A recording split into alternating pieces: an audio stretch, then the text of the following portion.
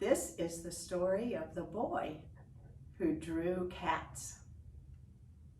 Long ago in Japan, there lived a poor farmer and his family. His wife and his children helped him on the farm. It was hard work, and they had much to do. The older son was good with the tools, and he was clever, devising machines to help bring the water to the crops. And even the little girls helped their mother tend the garden and helped her cook. But the younger boy, the younger son, was small and weak. He didn't have much strength, and he didn't have much interest in the farm. He always seemed to be thinking of something else. He was a clever little fellow, sweet and kind, but he never thought much about farm work. What he liked best to do was draw cats. Now, the family had no money for ink or paper, and so the boy would take a stick and draw cats in the dust of the path. Or, when he fetched water from the well, he would dip his finger in the bucket and draw cats on the flat stones. Now, the poor farmer was worried. How would his younger son ever support himself as the years went by if he didn't know how to be a farmer? Perhaps he should learn to be something else. And so the farmer spoke with the head monk in the nearby monastery. The head monk agreed to take on the boy as an acolyte, to train him to become a monk. In this way, he could be a monk among other monks. He would have his work to do and would be supported by a community. And so the boy went to the monastery. He learned quickly. He helped to keep the monastery clean. He learned how to help in the kitchen. He learned how to read and write. He got his own inkstone and brush. And he studied hard and learned much. But what he loved best to do was draw cats. He drew cats on the margins of the holy books. He drew cats on the fine rice paper screens in the sanctuary. One day, the head monk called the boy into his office.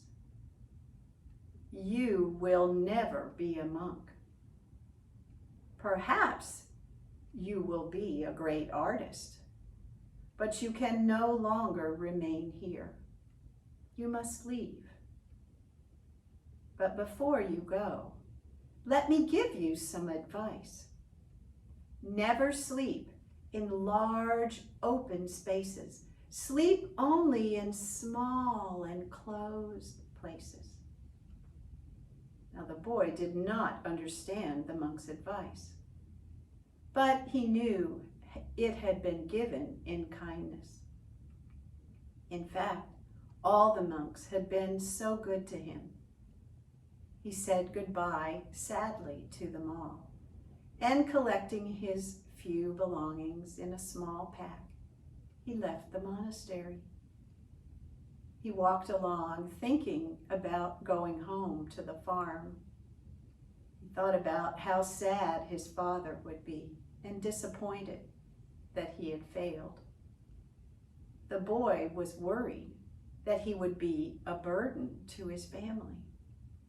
And then he remembered that on down the road there was another monastery.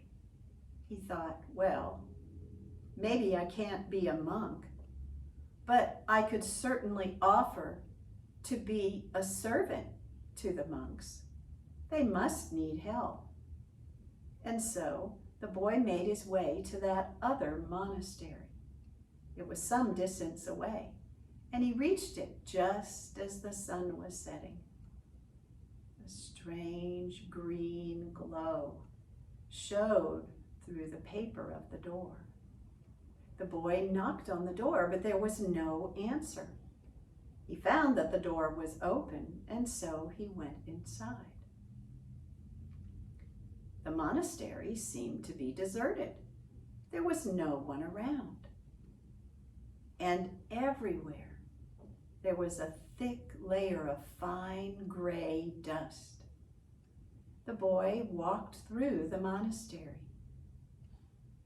He went through the rooms and crossed the courtyard where a fountain bubbled softly. He came to the great sanctuary, and there he found huge, fine rice paper screens lining the walls.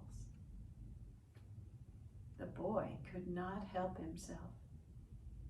He found some candle ends and lit them, and then, pulling his inkstone and brush from his pack, he mixed some ink with some water from the fountain in the courtyard, and he began to draw cats, sleeping cats, and creeping cats, and leaping cats, great fluffy cats, and sleek tiny kittens.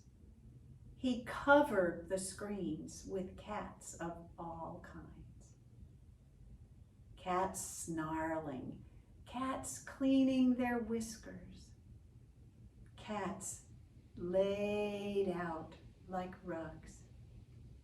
He drew and drew for hours until suddenly he felt tired.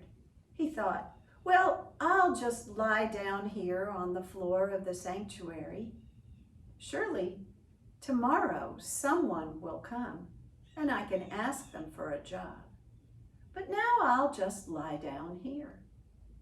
But then the boy remembered the advice of the monk at the other monastery. Never sleep in large open spaces. Sleep only in small enclosed places. And so the boy looked around, and on the side of one wall, he saw a low cupboard. He slid open the door and crawled in, sliding the door shut behind him. And then he curled up and was asleep in no time.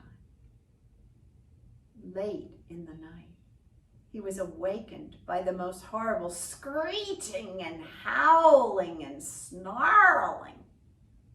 A strange green light glowed through the paper of the door behind which he hid. Finally, silence returned, and the boy went back to sleep until the sun shining through the paper of the cupboard woke him up. He slid open the door, and there, in the center of the room, lying in a great puddle of black blood, was a rat, a giant rat, a goblin rat, dead.